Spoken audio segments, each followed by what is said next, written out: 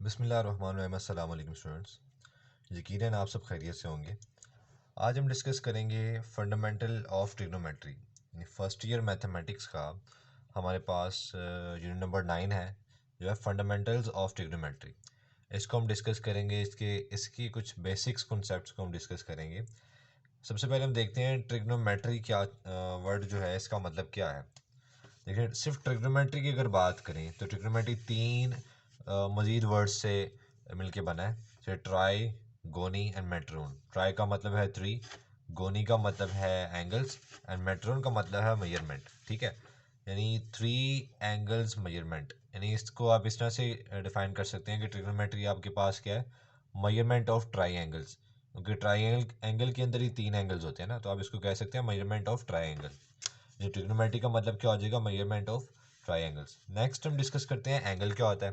ठीक है, देखिए एंगल, अगर हम बात करें कि आपके पास ये एक रे है, ये एक रे है। देखिए दोनों रेज एक कॉमन पॉइंट से ओरिजिनेट हुए हैं, एक कॉमन पॉइंट से स्टार्ट हुए हैं।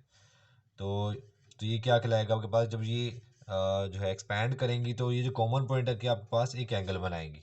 ठीक है, नहीं अब इसको आप कह सकते हैं two rays with a common starting point form an angle. अब दो तरह के एंगल है। बाय डिफॉल्ट हम एंगल को डिस्कस करते हैं एंटी क्लॉकवाइज। ठीक है, और एंगल जिस, इसकी देखिए एंगल की दो साइड हैं, एक साइड ये है, एक साइड ये है। एंगल जिस साइड से स्टार्ट होता है उसे कहते हैं इनिशियल साइड, और जिस साइड पे एंड होता है उसे कहते हैं टर्मिनल साइड। जैसे देखिए, बाय डिफॉल्ट अगर डिस्कस करें तो बाय डिफॉल्ट एंगल हमेशा एंटी क्लॉकवाइज हम डिस्कस करते हैं। देखिए एंगल इस साइड से स्टार्ट हो रहा है तो ये इनिशियल साइड होगी, इस साइड पे एंड हो रहा है तो ये होगी टर्मिनल साइड। ये बाय डिफॉल्ट है। अगर फॉर एग्जांपल हम जो है क्लॉकवाइज एंगल को डिस्कस करें तो अगेन एंगल अब इस साइड से स्टार्ट हो रहा है तो ये इनिशियल साइड होगी, यहाँ पे आप एंगल एंड हो रहा है तो ये होगी आपके पास टर्मिनल साइड। और जब भी क्लॉकवाइज डिस्कस करेंगे एंगल को तो आपके पास नेगेटिव एंगल होगा हमेशा। ठीक है, नेक्स्ट हम चलते हैं डिग्री के ऊपर। देखिए फॉर एग्जांपल आपके पास एक सर्कल है, आपके सामने एक सर्कल ड्रॉ किया मैंने। देखिए, अगर एक सर्कल को मैं टू इक्वल पार्ट्स में डिवाइड करूं, मैंने क्या किया, सर्कल को टू इक्वल पार्ट्स में डिवाइड किया। अगर इसको मैं चार इक्वल पार्ट्स में डिवाइड करूं, जैसे ये देखें, ये वाला पार्ट, ये वाली लेंथ, ये वाली लेंथ और ये लेंथ आपस में इक्वल होगी अगर इक्वल पार्ट्स मैंने डिवाइड किया हुआ है।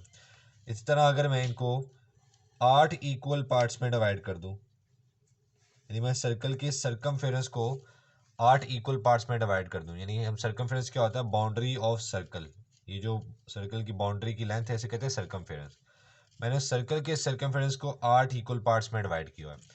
इसी तरह अगर मैं सर्कमफेरेंस को डिवाइड करता रहूं इस तरह के, ये 360 इक्वल पार्ट्स में डिवाइड हो जाए।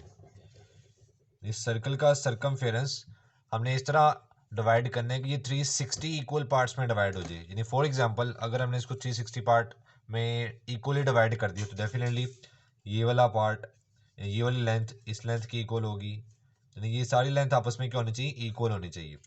फॉर एग्जांपल 360 इक्वल पार्ट्स में डिवाइड करने के बाद हम चेक करते हैं। देखें, अब हर आर्क लेंथ सेंटर के साथ जो एंगल बनाएगी वो क्या होगा, 1 डिग्री। कंडीशन क्या है, आपने सर्कल के सर्कमफेरेंस को 360 इक्वल पार्ट्स में डिवाइड करना है। ठीक है, वो पार्ट्स क्या कहलाते हैं, लेंथ क्या कहलाती है, इसे आर्क लेंथ कहते हैं हम, आर्क हम इसे कहते हैं। ठीक है, जो कर्व्ड पाथ होता है ये आर्क होता है। 360 इक्वल आर्क्स में डिवाइड कर देंगे तो डिवाइड करने के बाद हर आर्क सेंटर के साथ जो एंगल बनाएगी वो एंगल कितना होगा, हमेशा 1 डिग्री होगा। ठीक है, इसकी डेफिनेशन हम देख लेते हैं।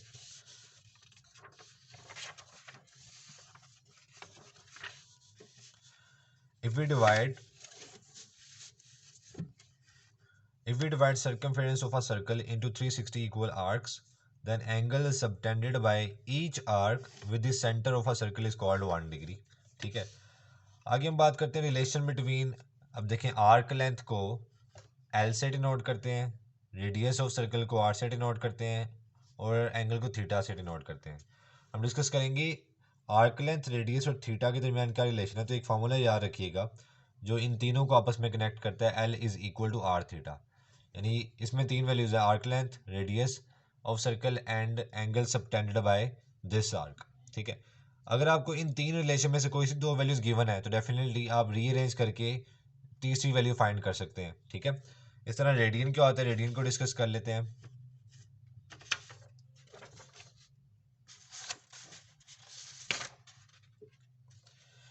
देखिए रेडियन के लिए पहले एक फॉर एग्जांपल थोड़ा डिस्कस कर लेते हैं, फिर उसकी डेफिनेशन की तरफ हम चलते हैं।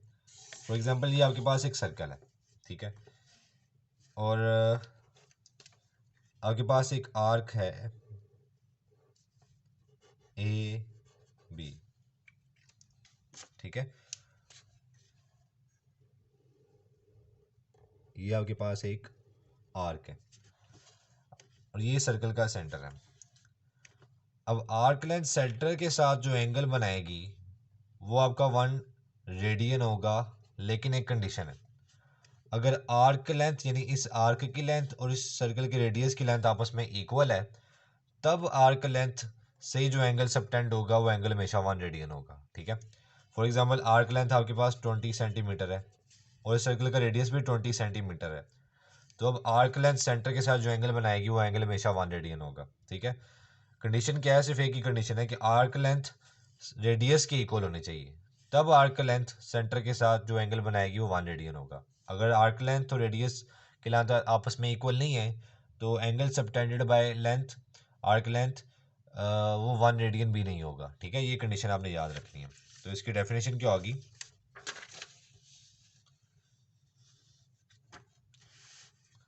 an angle subtended by an arc with center of circle will be 1 radian if length of arc is equal to radius of the circle। Simple सी डेफिनेशन है। अच्छा, हमारे पास अब दो तरह के सिस्टम्स हैं, सेक्साजेसिमल सिस्टम या इंग्लिश सिस्टम। अब ये ऐसा सिस्टम है जिसमें हम एंगल को डिग्री, मिनट और सेकंड में डिस्कस करते हैं। ठीक है, वो सिस्टम जिसमें हम एंगल को डिग्री, मिनट और सेकंड में डिस्कस करते हैं वो सेक्साजेसिमल सिस्टम होता है। अब डिग्री, मिनट, सेकंड, देखिए ये इसकी नोटेशन को मैं ऐसे जनरली लिख सकते हैं, डिग्री, मिनट एंड सेकंड के लिए डबल प्राइम आएगा। ठीक है, सिंगल प्राइम डिनोट करेगा मिनट को, डबल प्राइम डिनोट करेगा सेकंड को। ठीक है, अब हम डिस्कस कर लेते हैं थोड़े से मजीद कॉन्सेप्ट इसमें देख लेते हैं कि डिग्री, मिनट और इसमें सेकंड में क्या रिलेशन है। देखिए जो आपका 1 डिग्री है ये 60 मिनट्स के इक्वल होता है। ठीक है, 1 डिग्री आपका हमेशा 60 मिनट्स के इक्वल होगा। इसी तरह अगर मिनट की बात करें तो 1 मिनट आपका 60 सेकेंड्स के इक्वल हो सकता है। इसको आप ऐसे भी लिख सकते हैं, अगर मैं दोनों को कंपेयर करूं तो 1 डिग्री को पहले मैंने मिनट्स की फॉर्म में लिखा था, अब मैं लिखना चाह रहा हूँ 1 डिग्री कितने सेकेंड्स के इक्वल होगा, तो डेफिनेटली वो 60 मल्टीप्लाई बाय 60 सेकेंड्स के इक्वल होगा। ठीक है, ये एक छोटा सा कॉन्सेप्ट आपने याद रखना है।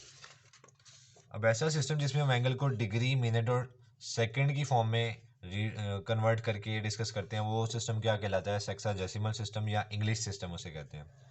जबकि ऐसा सिस्टम जिसमें हम एंगल को रेडियन की फॉर्म में डिस्कस करते हैं वो सिस्टम क्या कहलाता है, सर्कुलर सिस्टम। ठीक हो गया। अच्छा, नेक्स्ट हम डिस्कस करते हैं कि डिग्री की फॉर्म में फॉर एग्जांपल हमारे पास कुछ एंगल्स हैं, 0 degree, 30 degree, 45 degree, 60 degree, 90 degree, 180 degree, 270 degree and 360 degree. जो स्पेशल एंगल्स हैं इनके ऊपर डिस्कस कर रहे हैं हम। ये डिग्री की फॉर्म में, जब इनको मैं रेडियन की फॉर्म में डिस्कस करूंगा तो 0 डिग्री रेडियन में भी 0 ही होगा, 30 डिग्री रेडियन में होता है pi by 6 radian, 45 degree radian में होता है pi by 4 radian, 60 degree radian की फॉर्म में होगा pi by 3 radian, 90 degree radian की फॉर्म में होगा pi by 2 radian, 180 degree radian की फॉर्म में होगा पाई रेडियन, 270 डिग्री रेडियन की फॉर्म में होता है 3 पाई बाय 2 रेडियन और 360 डिग्री रेडियन की फॉर्म में होता है 2 पाई रेडियन। ठीक है, ये आपने ऑलरेडी, चूंकि हमने प्रीवियस क्लासेस में ये चीज़ें की हुई तो इसलिए इसको ये कैसे है ये डिस्कस नहीं करेंगे। आपको ये चीज़ें ऑलरेडी याद होंगी तो इसको सिर्फ रिवाइज करें कि डिग्री में जो एंगल है उनको रेडियन में कैसे कन्वर्ट करते हैं वो आगे देखेंगे, लेकिन 30 डिग्री को रेडियन में क्या लिखते हैं, 45 डिग्री को रेडियन में क्या लिखते हैं, ये चीज़ें हमें जो है रिवाइज कर लेनी चाहिए क्योंकि हमने इन्हीं चीज़ों को आगे क्वेश्चन में यूज़ करना है। नेक्स्ट हमारे पास है, देखिए अभी हमने डिस्कस किया कि 180 डिग्री पाई रेडियन के इक्वल होता है। अभी पीछे हमने डिस्कस किया ना कि 180 अगर डिग्री में है तो ये रेडियन में क्या होगा, पाई रेडियन। हमने इसको यूज़ करते हुए 1 डिग्री की वैल्यू निकालनी है। तो बहुत आसान है, 180 डिग्री को लिख सकते हैं हम 1 डिग्री मल्टीप्लाई बाय 180। ठीक है, 180 यहाँ मल्टीप्लाई हो रहा है, इस साइड पे आके क्या हो जाएगा डिवाइड, तो पाई बाय 180 हो गया। अब पाई की वैल्यू हमारे पास क्या है 3.1416, 180 एज इट इज। दोनों को सॉल्व करेंगे तो 1 डिग्री की जो ऑलमोस्ट जो नियरली अप्रोक्सीमेटली वैल्यू आ जाएगी 0.017 रेडियन, यानी 1 डिग्री 0.0175 रेडियन की इक्वल होता है। ठीक है, और 1 डिग्री पाई बाय 180 रेडियन की इक्वल है। इसका मतलब है कि जब भी डिग्री को रेडियन में कन्वर्ट करना पड़ेगा तो पाई बाय 180 रेडियन से मल्टीप्लाई करना पड़ेगा। ठीक है, जब भी डिग्री को रेडियन में कन्वर्ट करेंगे तो पाई बाय 180 रेडियन से मल्टीप्लाई करेंगे। इसी तरह हम इसी रिलेशन को यूज़ करके चेक करना चाह रहे हैं कि 1 रेडियन कितने डिग्री की इक्वल आता है। तो बहुत सिंपल है, देखिए पाई इस साइड पे आके डिवाइड हो जाएगा तो यहाँ पे क्या बच गया 1 रेडियन। 180 डिवाइडेड बाय पाई, पाई की वैल्यू हमारे पास क्या है 3.1416। दोनों को डिवाइड करेंगे तो 1 रेडियन की जो अप्रोक्सीमेटली वैल्यू आ जाएगी 57.296 डिग्री।